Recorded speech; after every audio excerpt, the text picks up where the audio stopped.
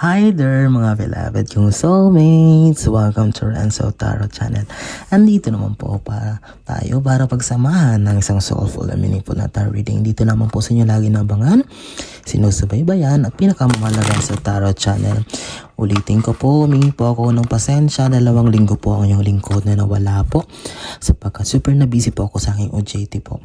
Pero alam ko pong hindi nyo po ako iiwan sapagkat alam nyo naman pong babalikan ko po kayo. And kapag first time po kayo sa ating channel, don't forget to like, comment, at of course mag-subscribe po kayo. Sige po, ang ating pong reading ngayon ay reading para sa buwan ng November 2024 para sa ating mga pinakamamahal na Leo. Leo, maganda kayo, para sa inyo ito. Mega shoutout po sa ating lahat ng soulmates na sa amang panig ng Pilipinas naroroon, lalong-lalo na ang ating mga masisipag, pinakamamahal na OFWs, overseas Filipino workers na lagi nakaabang sa ating mga reading at napaka-overwhelming na ang suporta sa ating mga videos na ina-upload. Maraming salamat po sa inyo. Sige, wag na natin patagalin pa, isang shuffle pa para sa ating mga Leo. Sige, ito na. Kunan natin na ng 3 baraha. 10 baraha.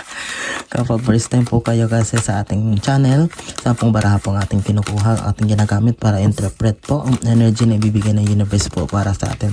At ilalatik na po natin to, kunin na po natin dire-diretso ang 10 baraha para hindi na po tayo ma-distract mamaya sa ating pag-shuffle. Spirit Universe, Spirit Guides, 10 cards please. Ay, meron tayong isa, siyam na lang pala. Spirit Universe, Spirit Guides, 9 cards please for Leo. Leo. Yun, meron ng 2, 8 pa. Again, please subscribe po ha. I-share nyo na rin po itong ating mga videos, mga kakilala nyo, kaibigan, kamag-anak na mahilig po sa tarot reading. Spirit Universe, Spirit Guides, maraming salamat po, hindi nyo po iniiwan ang Renzo Tarot Channel Lawa. Mas lalo pa yung pa pong pinapalago. Maraming salamat po with that thing. Parang dami na po nito. Sige, 10 lang po kunin natin ha. 1, 2, 3, 4, 5, 6, 7, 8. Wow, akalain mo yung sakto 10. O, diba? Para sa inyo talaga to. Leo, maganda kayo sapagkat alam ko makaka-resonate kayo. Ayan, 10 baraha sakto ang binigay sa atin ni Universe. Okay. Handa na ba kayo, Leo? Sige. Leo, November 2024, unang baraha. Tower. Something is about to end in your life, November 2024, Leo. Not end na ibig sabihin ay bad thing, but you need to end or may matatapos, may tatanggalin sa universe sa buhay mo, chapter ng buhay mo na hindi na nakakatulong, nag-workout para sa ikabubuti mo. Paulit-ulit mo daw itong ginagawa, hindi ka nakakawala dito, Leo, and kailangan na talaga kasi talagang kapag hindi ito inalis ng universe para sa'yo, ay malululong ka dito or paulit-ulit mo nung itong gagawin up to the point na mas maraming masasaktan, mas maraming maapektuhan. This tower moment, Leo, ay ito yung parang hindi mo to kasi ginagawa parang hindi to parte ng skills mo, hindi parte ito ng buhay mo, pero bigla out of sudden ginagawa mo na lang. That's why sabi ni universe, hindi ako papayag na bumagsak o masirang buhay ni Leo dahil dito. Kapag may katapusan, may panibagong mundo. Okay. November 2024 will be a turning point para sa iyo, Leo. Talagang maliwanag ang ating reading. The World card is a new life for you.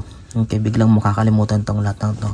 Although medyo hindi ka pa makamove on kasi gusto mo pa rin gawin, gusto mo pa rin balikan yung mga bagay na yun, pero hindi na talaga pwede. Hindi na mag-workout para sa'yo kasi si universe na mismo ang nagtanggal nun sa'yo. Huwag matigas ang ulo, Leo.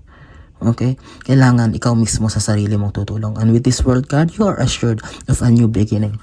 A new chapter of your life will unfold November 2024. At syempre, ganun talagang buhay natin. Kailangan natin mag-move on.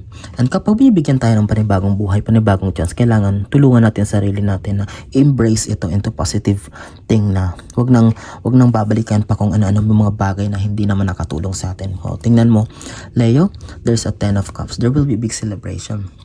Big celebration November 2024. Kasi, itong bagay na to na hindi ka makalis-alis. Kasi, hindi ka lang naapektuhan nito eh. Pati yung pamilya mo, community, workplace mo, lahat. And they will be celebrating kapag sa November 2024 ay nakaalis ka na dito. O natanggal na to sa buhay mo. Okay, pati sila magsa-celebrate. Pati mga anak mo, asawa mo, lahat, boyfriend mo, o kung single ka, mga magulang mo, nakikita nila na, ay salamat, natapos din, nakawala din siya sa bagay na yan. Talagang pati sila ay nagwo-war sa'yo. But they will be celebrating on November 2024 as part of happiness na mararamdaman nila sa panibagong buhay na mararanasan mo. Strength. Okay, Leo, strength card is here for you. Okay? Huwag kang mag-alala kasi kasama dito sa New World na ibibigay sa iyo. Hindi maging madali ang lahat lalo kapag umalis ka sa isang bagay na komportable ka sa comfort zone mo. But you will be given the strength para pagtagumpayan ang lahat. Bigyan ka ng strength kung paano mo haharapin ang lahat ng to. Yes, that's part. Lilipas din yan. Ang kagandahan dito, tinanggap mo na kailangan mo nang tapusin ang bagay nito. Kaya tinanggap mo sa sarili mo na kailangan mo na umalis sa lugar na ito na hindi nakakatulong sa iyo. And with this strength, ay malalagpasan mo ang lahat sa pamamagitan ng lakas ng loob, malino na pag-iisip na ibibigay sa iyo ng universe. Ngayon, no? Inaantay ko lang te.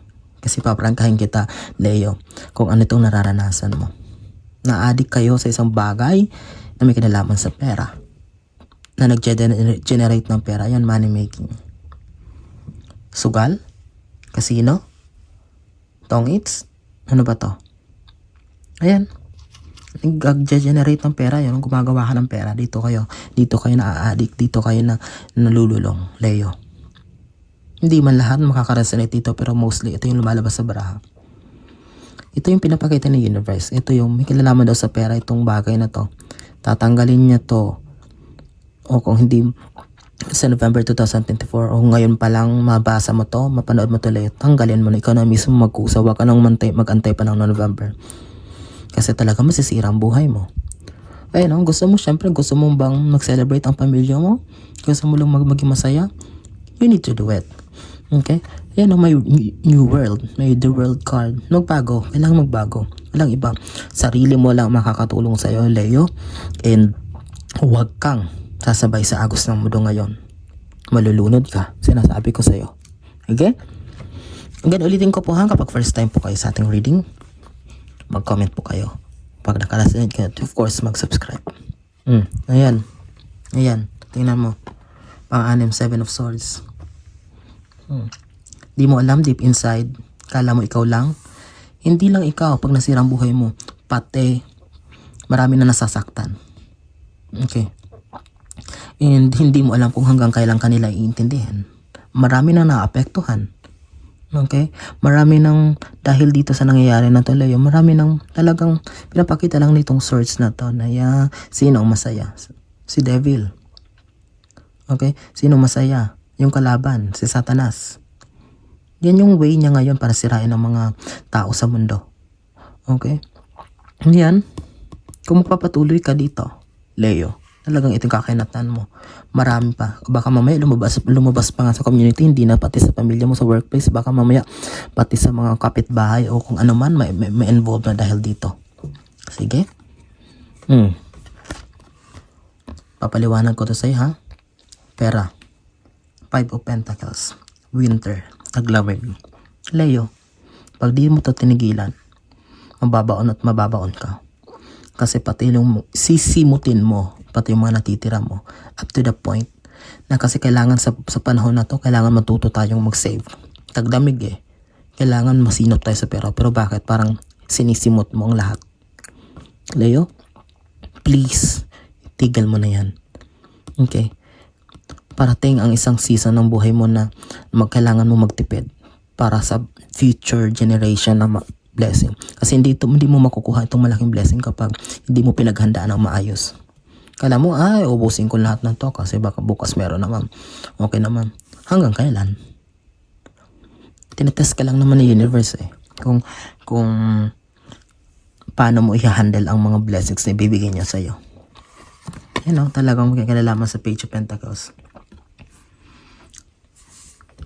naging masaya ka kasi may mga bagay na na idudulot ito sa iyo. Nananalo ka, nakakabili ka ng ganito ng ganito.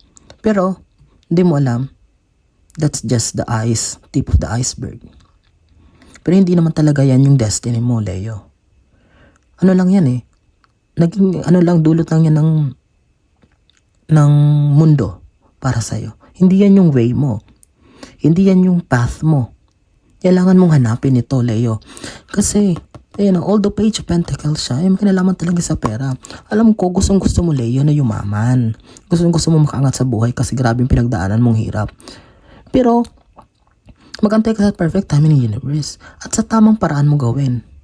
Kasi, kapag pinagpatuloy mo yan, ginagawa mo, ay talagang mahihirapan ka na makabangon.